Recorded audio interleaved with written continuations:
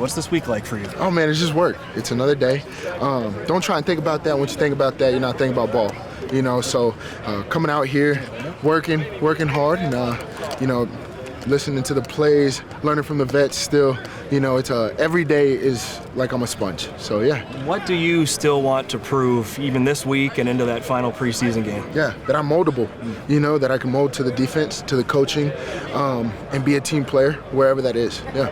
You think you've proven enough? No, I don't want to get complacent in anything that I do, whether it's on the field, off the field. So haven't proven anything yet. These are just preseason games. So waiting for that 53, Lord willing, and I'm putting my trust in the Lord with that. So coming out here working every day, giving thanks to the Lord and all my buddies for helping and loving me for who I am. Yeah. In order to be moldable, as you say, I know that B-Flow likes versatility. That kind of comes hand in hand. How do you think you've shown that so far? So far, yes. We got a lot more to prove, but I'm willing to do whatever it takes for Flo. He's a great coach. Love him. I don't know what those other guys are saying, but yeah.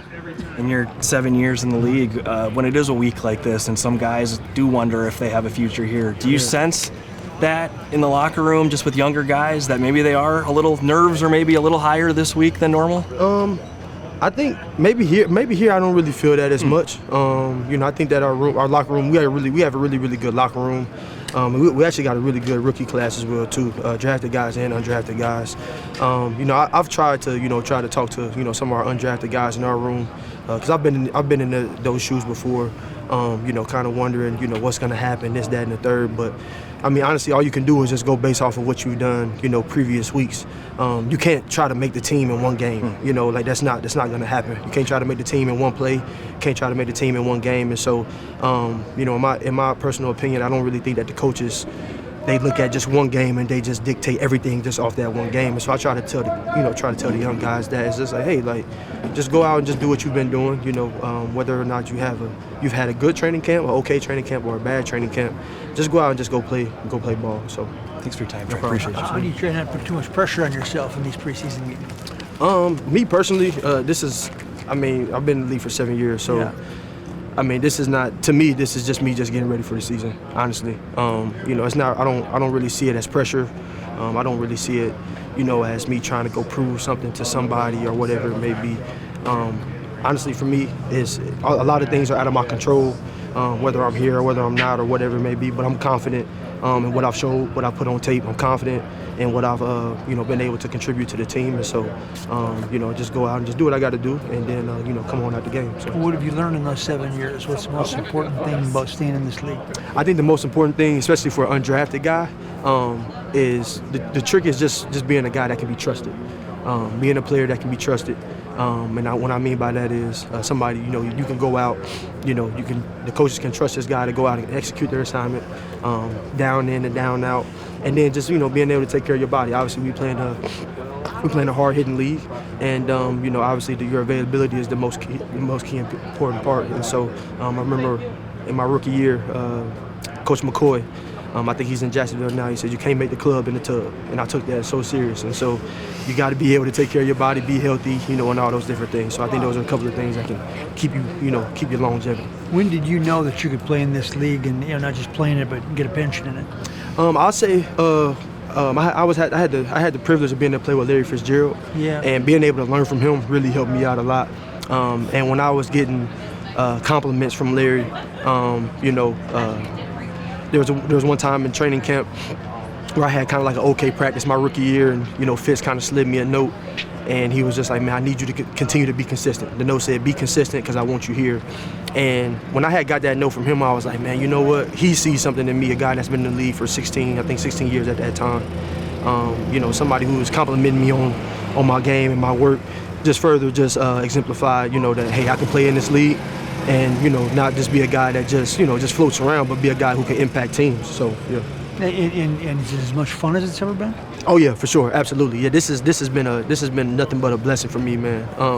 7 years in the league, never been cut, never been on the practice squad or anything like that. And It's right. I'm exactly where I wanted to be, where I thought I would be when I was 5 years old. Yeah, the journey has been a little bit ups and downs, different teams and those type of different things. But I've been able to do everything that I've wanted to do ever since a young kid. Take care of my family, raise my son the right way, all those different things. And so I've enjoyed the journey. Excited to be here. Excited to have the Vikings on that list of teams that I've been on. But yeah, it's been nothing short of a blessing, and I can't complain at all. No problem. I jumped in here late. I know that you came in and really produced early. Mm-hmm. What was the key for you to kind of get on the same page really quickly? Even game number one, you made your mark in that game. What was the key for you? I think honestly just sticking to my training. We kind of talked about that a little bit earlier before you had hopped in. Just trusting my training and my preparation over the summer, having that off time. I think we had maybe 5 or 6 weeks or something like that. So going out every single day, training hard and just learning the playbook, all those different things, and just being the guy, being in the right spots for the quarterback. And I think that's the biggest thing is when you know where to go, you hear the call, and you're in the right spot for the QB, and you're getting open, it's going to be hard for him to keep missing you or not throwing you the ball. And so that's what I kind of just pride myself on, is knowing exactly where to go, knowing all 3 positions. Because I've had to do that over the last 7 years of my career. So it kind of just comes a little bit natural now, a little bit. I'm not saying that just to brag, but it's just something that I've just ingrained in myself. With every team that I'm on, I try to make sure that I know more than just one position. I try to know all 3.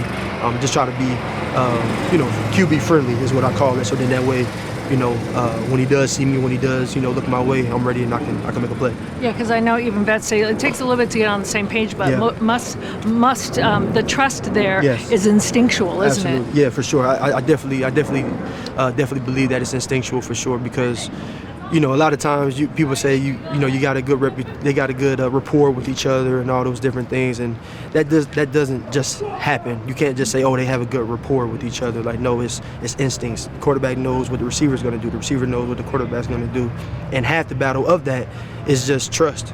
In my opinion, I think that when the quarterback knows that the receiver is going to be in the right spot at the right time, he knows that he can throw the ball to him. And so that's what I've kind of prided myself on, just making sure that I'm in the right spot, right time. I know my assignment, I know what to do, and so then that way that just leaves out room for error.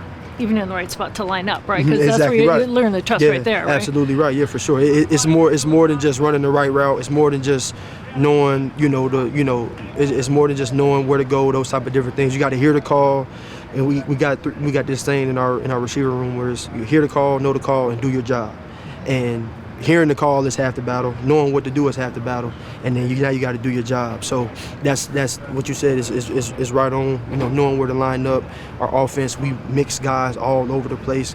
Some slot guy plays on the outside guy plays on the slot. So you got to know the X can't just know what the X receiver is doing. The X has to know what the Z is doing. The Z has to know what the F is doing. So, but once you get it down and all those different things, it becomes pretty easy. But it's about being a pro at the end of the day, about being a pro, making sure you're on top of it, and being able to, gain that, be on the same page with the quarterback.